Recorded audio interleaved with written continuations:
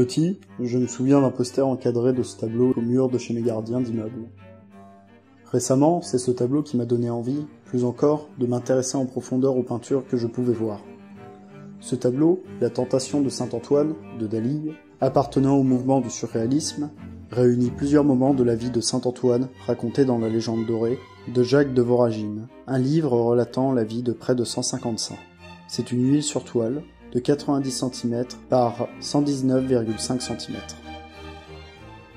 La toile fut réalisée en 1946 à New York pour un concours organisé afin de faire figurer la toile gagnante dans l'adaptation cinématographique du roman Bel-Ami de Guy de Maupassant, The Private Affair of Bel-Ami d'Albert Lewin en 1947.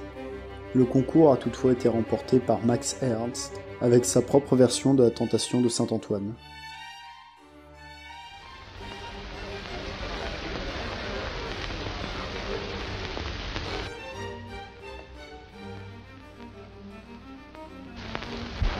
Yes.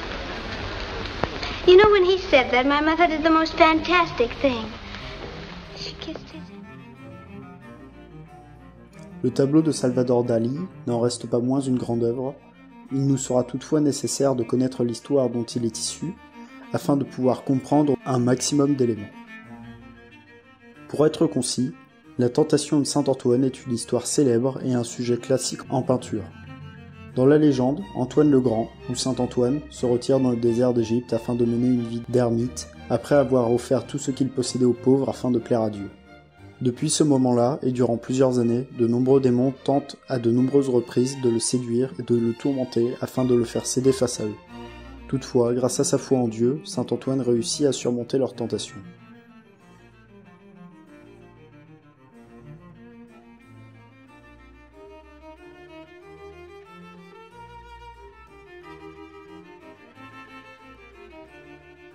Au premier plan, Saint-Antoine est nu, maigre, faible, un genou à terre, appuyé à une pierre derrière lui, comme acculé. Il semble presque déjà vaincu face au monstre qui se dresse face à lui. Il tend une croix, elle aussi est fragile, faite de bâtons rattachés par une ficelle. Cette croix, symbolisant la foi du saint, le protège du monstre qui ne semble pas pouvoir l'approcher. Devant le saint, il y a un crâne tourné dans sa direction. Il possède plusieurs significations. Premièrement, il peut représenter l'aridité du désert et les conditions de vie difficiles du saint. Ensuite, le crâne peut également représenter le Christ, témoin des actions du saint, ce par un jeu de mots entre crâne et le lieu de crucifixion du Christ, Golgotha, signifiant crâne en grec ancien. L'extrait suivant de la légende nous laisse penser cela. Et comme il y gisait, accablé de la douleur que lui causaient ses blessures, les démons reparurent sous diverses formes d'animaux féroces, et se remirent à le déchirer avec leurs dents, leurs cornes, leurs griffes. Alors soudain, une lumière merveilleuse remplit le caveau, et mit en fuite tous les démons. Et Saint-Antoine se trouva aussitôt guéri. Et alors, comprenant que c'était Jésus qui venait à son secours, le saint lui dit « Où étais-tu tout à l'heure, bon Jésus? Et pourquoi n'étais-tu pas ici pour me secourir et guérir mes blessures ?» Et le Seigneur lui répondit « Antoine, j'étais là, mais j'attendais de voir ton combat. Et maintenant que tu as lutté avec courage, je répandrai ta gloire dans le monde entier. »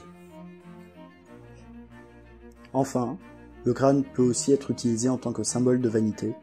La vanité est une représentation allégorique de la mort, servant à montrer aux hommes la futilité de leurs activités, de leurs richesses ou de leur savoir, face au temps et à la mort. Elle est née au XVIIe siècle et a été utilisée afin d'inciter les croyants à s'investir auprès de Dieu et renforcer leur foi, seule chose pouvant continuer à les suivre après la mort, à l'inverse de tout le reste, et leur permettant d'accéder au salut éternel. Ce crâne rappelle donc que l'on a affaire à un saint, mais aussi la vanité des envies humaines telles que le sexe, l'argent ou la renommée.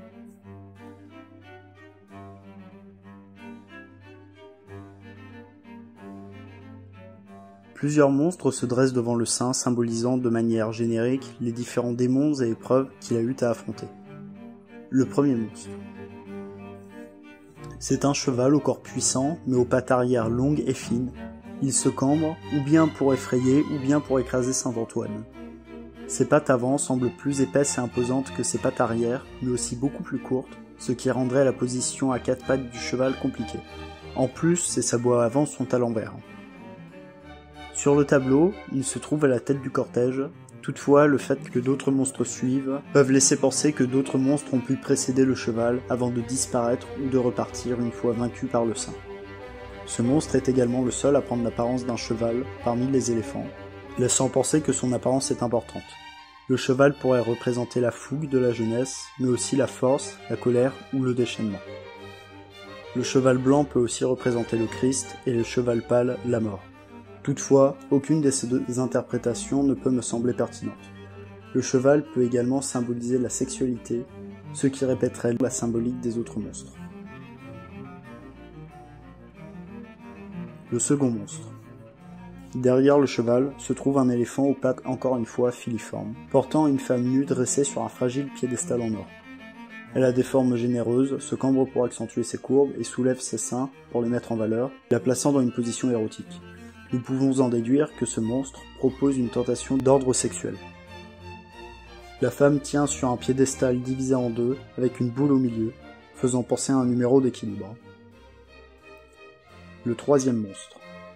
Le troisième monstre est un éléphant portant un obélisque en or orné de perles noires, possiblement inspiré de l'œuvre de Bernini à Rome au XVIIe siècle, où repose une reproduction d'un obélisque égyptien. Toutefois, l'œuvre de Rome symbolise la sagesse et la connaissance. S'il s'agissait d'une reproduction en peinture ou d'une inspiration pour Dali, alors les inscriptions le stipulant sur l'œuvre originale ont été remplacées par les perles. Cela signifierait une perversion de la symbolique. L'obélisque de la connaissance est remplacé par une pyramide dorée de richesse, le savoir des écritures remplacé par des perles rares, et l'éléphant n'évoquerait plus la force intérieure ou la connaissance, mais l'obésité et la maladroitesse. Le troisième monstre représenterait donc la puissance matérielle. Les quatrième et cinquième monstres. Les deux éléphants portent ensemble un bâtiment doré contenant à l'intérieur un buste de femme. L'édifice peut faire penser à une église, son intérieur montre toutefois qu'elle n'est plus habitée par la spiritualité mais par la sexualité. Les toits sont ornés de statues des trompettes de la renommée de Fama, déesse immortalisant les héros. Ces deux monstres représentent donc la gloire et la célébrité. Le dernier éléphant. Il porte une grande tour sur son dos. On peut interpréter la construction comme un monolithe phallique perçant les nuages. Ce monstre pourrait donc porter sur son dos les plaisirs terrestres, mais aussi divins, et donc symboliser l'accès des plaisirs terrestres vers les plaisirs divins. Cette tour peut également renvoyer au projet de la tour de Babel, construite par les hommes afin que ces derniers puissent atteindre le royaume de Dieu ou s'élever à son niveau, ce qui en fait donc un très grand blasphème. Ces deux interprétations peuvent se rejoindre.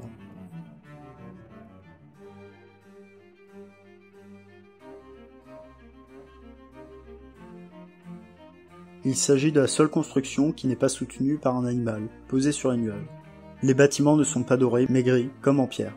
Ils ne se situent pas au loin, mais à peu près au niveau des quatrième et cinquième éléphants. Il m'est difficile de donner, sans me tromper, sa signification. Se démarquant des éléphants, il pourrait faire penser au royaume des cieux. Toutefois, ce palais se trouve parmi eux, et prend toujours l'apparence d'un palais. Il pourrait alors s'agir d'un piège afin de tromper le saint. Une tentation supplémentaire déguisée faisant référence à cet extrait de la légende. Voici ce que raconte Antoine lui-même. J'ai vu un jour un diable d'une stature extraordinaire qui osa se dire la force et la providence de Dieu, et m'adressa ces paroles. Que veux-tu que je te donne, Antoine ?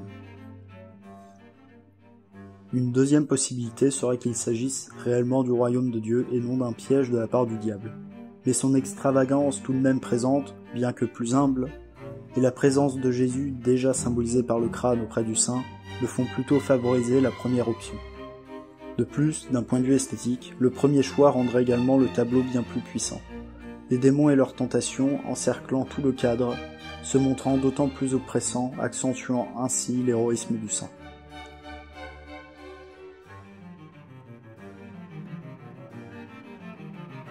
On voit ici une scène, avec un petit homme sombre, un homme avec une croix, et derrière lui, un ange. L'ange symbolise une présence divine. Cette scène est ici afin de créer un parallèle avec celle du tableau.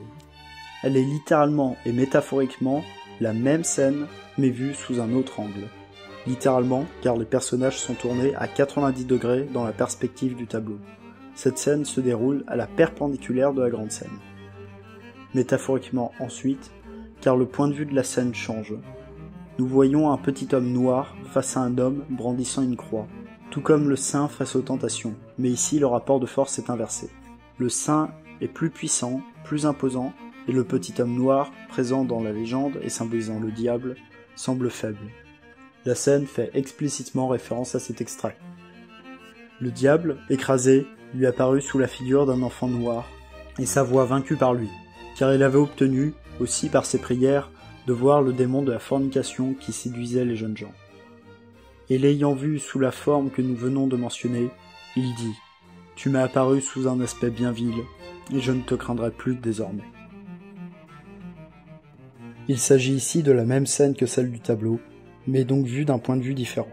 Non plus celui du saint, percevant les démons comme grands, invincibles et multiples, mais celui de l'histoire, de la légende, percevant le saint comme un héros.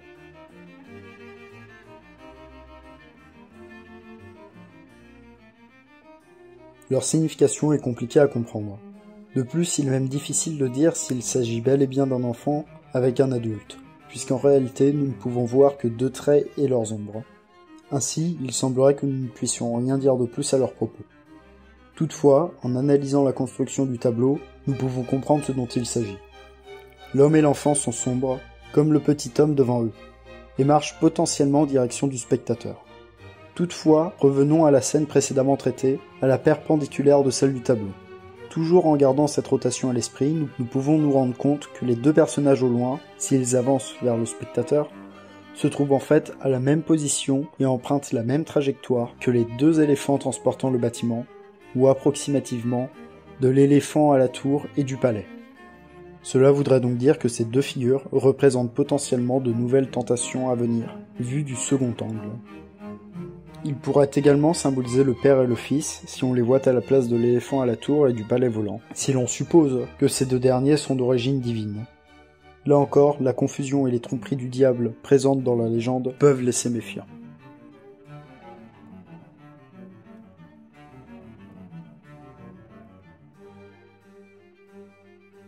Dans ce tableau, Dali montre la faiblesse des tentations face à la foi de saint Antoine.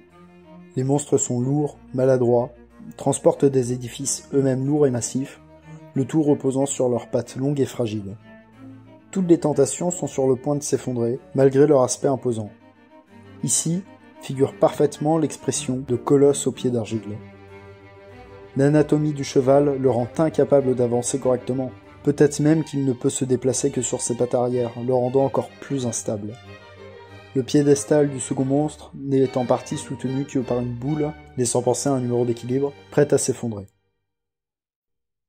Des boules ont été placées sous l'obélisque du troisième éléphant, afin de la caler. Mais elles penchent énormément, et tout ça ne semble pas pouvoir tenir encore très longtemps. Les deux autres éléphants ne marchent pas côte à côte, mais sont à la perpendiculaire. Ils sont sur le point de se percuter. Le bâtiment qu'ils transportent aussi est en train de se fissurer de partout, sur le point de s'effondrer. La tour, sur le dernier éléphant, est beaucoup trop grande pour tenir. Elle risquerait bientôt de pencher et de tomber. Nos peurs paraissent souvent bien plus puissantes qu'elles ne le sont. Mais si saint Antoine parvenait à prendre du recul, il arrêterait de regarder en haut, et il verrait que ces monstres sont fragiles et ridicules. C'est ce que nous montre et à quoi sert la scène à la perpendiculaire, apportant un regard dépassionné sur la situation.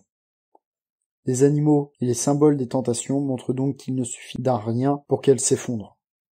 Ce tableau représente alors les tentations de saint Antoine, mais surtout sa peur d'y succomber.